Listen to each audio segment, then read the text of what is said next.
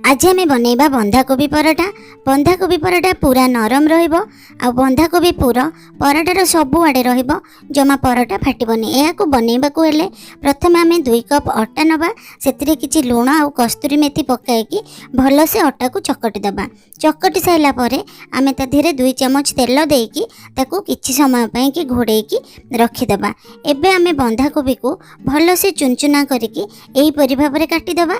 एबे कड़ाई गरम करबा, सेतिरे तेल 1 चमच पकाइबा, फाड़ धनिया छोट चमच पकाइबा, आउ अल्प टिके जीरा पकाइबा, सेतिरे अल्प टिके हेंगु पकाइबा। ताहा टिके फुटी गला परे आमे सेतिरे चुनचुना करी छोट अदा टिए पकाइबा, आउ 2-3 टी कंचा लका को चुनचुना करी काटी पकाइबा, फाळे पियाज को चुनचुना करी कटी पकाइबा। एहाकु हाई फ्लेम रे भाजिबा।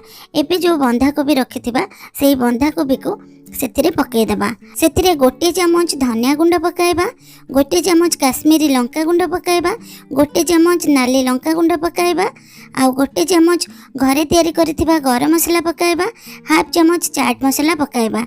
एहाकु पकाई साइला परे आमे हाई फ्लेम रे 5 रु 6 मिनिट पर्यंत भाजिबा, जेमति कि पानी रहिबनी। सेथिरे आमे लुण एबे पकाइबानी। एबे देखिबा भजाटी एही परि भाबरे हे जाईची। एको एबे गैस को बंद कर देबा। ठंडा हैला परे सेथिरे स्वाद अनुसार लुण पकाइबा, आउ किछि पियाज को चुनचुना करी काटिकी सेथिरे पकाइबा, धनिया पत्र पकाइबा।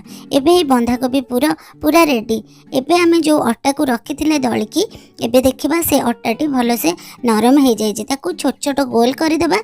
बेलना पेडरे टिके तेल लगेकी पूरी भली छोट छोट करी बेली देबा। ता चारि को पूरा पतला रखिबा। आ से जो पूर को आमे पूरा भरिकी 2 रु 3 चमच एही परि भाबरे दबा। ताकू मोदक जो टाइप रो हुए ताकू गोल कर देबा। आ से जो बळिबो ताकू काढी की रखि देबा।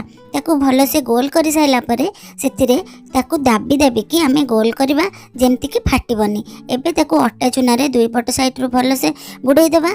ताकू धीरे धीरे की चारि पटु पतला पतला करिकी एमति दाबी देबा आ बेली देबा। बेली साइला परे हमर पूरा रुटी पाई रेडी हो गला। याकू एबे तावा भलो से गरम हो गला परे पकई देबा। पकई साइला परे 1 मिनिट परे ताकू एमति लौटेबा, जेमति कि तळपट ऊपर पट हो जिवो। सेतिरे आमे रिफाइन तेल बा घी पकाइबा। घी पकाइले बहुत टेस्ट लगी थाए।